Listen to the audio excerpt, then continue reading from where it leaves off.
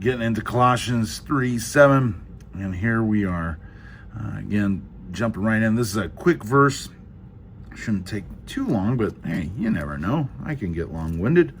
Verse 7 here, it says, in these you too once walked when you were living in them. That is, the earthly things in you, back in sexual immorality, impurity, passion, evil desires, covetousness, the idolatry, right? We used to walk in this when we were living in them. I mean, we're born into this. This is natural to us. This is not something you have to practice. Talks about it. Ooh, Romans chapter 4, I believe. Oh, I gotta look that up real quick, because that's gonna drive me nuts. Sometimes I can think of a general thing, but boy, maybe it's chapter 3. Yeah, it's chapter 3 I'm thinking of. 3:10 talks about there is no one righteous, not even one. We're wicked. We're awful. So that's 3:10. And then you have Psalm 51, where maybe you can hear my other Bible turning its pages, but it makes for great visuals. But Psalm 51, I believe.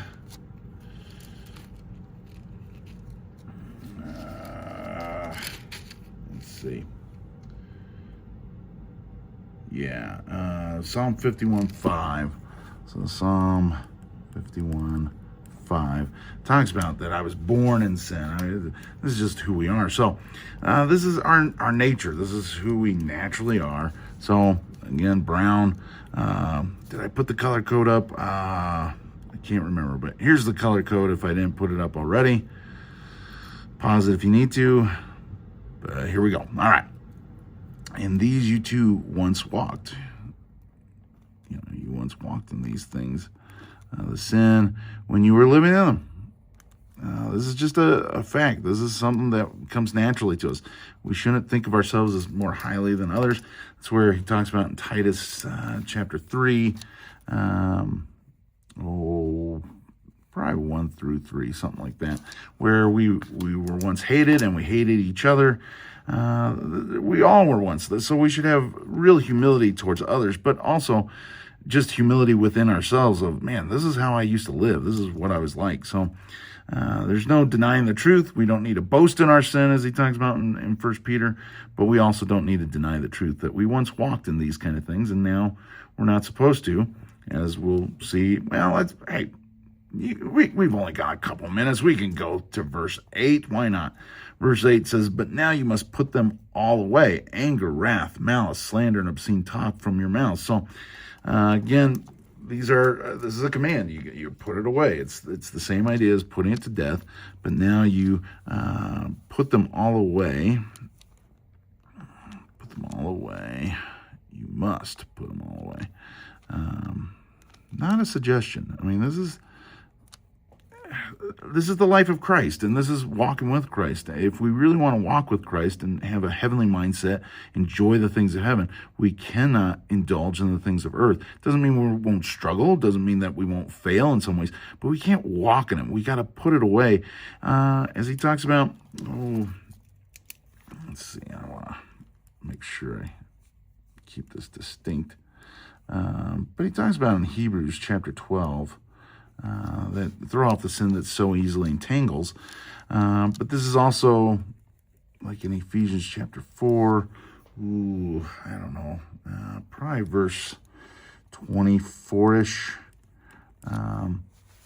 where you're to put off the old self. And we'll get into that in verse 9, but I think we'll end here in verse 8. But you must put them all away.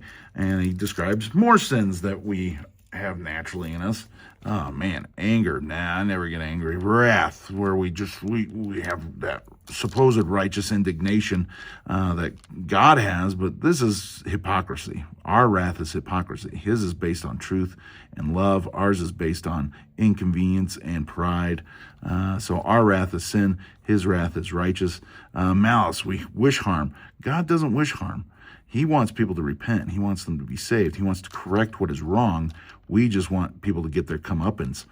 Slander, well, boy, these things kind of naturally flow, don't they? You get mad, you get righteous indignation or self-righteous indignation, then you hope harm on them, and so then you start to carry it out with slander, and then we have obscene talk where we're either talking bad or saying evil things about people, and it just comes out. Boy, it's kind of a quick progression there, but we need to put that all away from us and start to fight against that and say no to ourselves, as he talks about in Titus. What is that? Titus 2. Oh, man. I think that's 11. Where's all the way through 14, really, I think. But it's, the grace of God appears and teaches us to say no to ungodliness or to put it away from us. So we actually tell ourselves, no, I'm not going to do that. So, all right, that's another quick look at verse 7 and 8, and we'll jump into 9 in the next one.